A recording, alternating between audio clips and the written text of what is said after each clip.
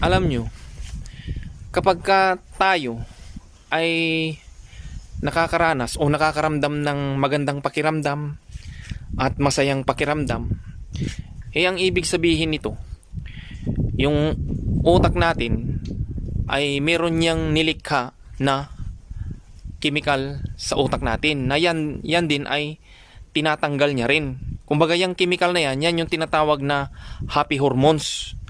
Yan yung serotonin na kung tawagin. Ngayon, syempre, yung chemical na yan, ay wala rin yung pwesto sa utak natin. Kaya, tatanggalin niya rin yan. Pero, bago niya yan tanggalin, idadaloy muna yan sa buong katawan natin. Kaya, makakaranas tayo ng napakaganda, napakasaya, at yung tipong, yung parang kondisyon yung katawan mo, yung wala kang problema. Kaya, yun yung paraan niya na tanggalin yun. Pero bago yun, kaya sinasabi na tinatanggal yun ng utak natin kasi nga lilipas din yun, mawawala din yun.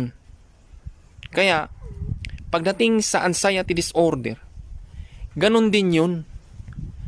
Yung utak natin meron siyang nilikha na stress hormones na tatanggalin niya rin yun. Kaya lang, bago yung matanggal, siyempre dadaloy din yun sa katawan natin. At yung pagdaloy na yun ay napakapangit nun. Ang problema lang kasi, pagdating kasi sa anxiety disorder, lahat kasi ng mga nararamdaman natin ng mga pangit, mga nakakatakot na kaisipan, ay napapansin natin. At bukod sa napapansin natin, doon na tayo nakatuon. Kumbaga naging mahalaga na sa atin yun. Yung pangit na pakiramdam at saka magandang pakiramdam, pareho lang kasi yan. Parehong lilipas yung dalawa na yan. Kasi nga, parehong tinatanggal yan ng utak natin sa katawan natin. Ngayon, ang pinagkaibahan lang kasi dito, yung pangit na pakiramdam, napapansin natin. Samantalang yung magandang pakiramdam, hindi natin yung napapansin pero dinadama natin. Napapansin natin na nararamdaman natin pero hindi kagaya dun sa pangit na pakiramdam na kumbaga parang sinasabihan mo yung pangit na pakiramdam na hindi nalilipas. Kumbaga hindi mo na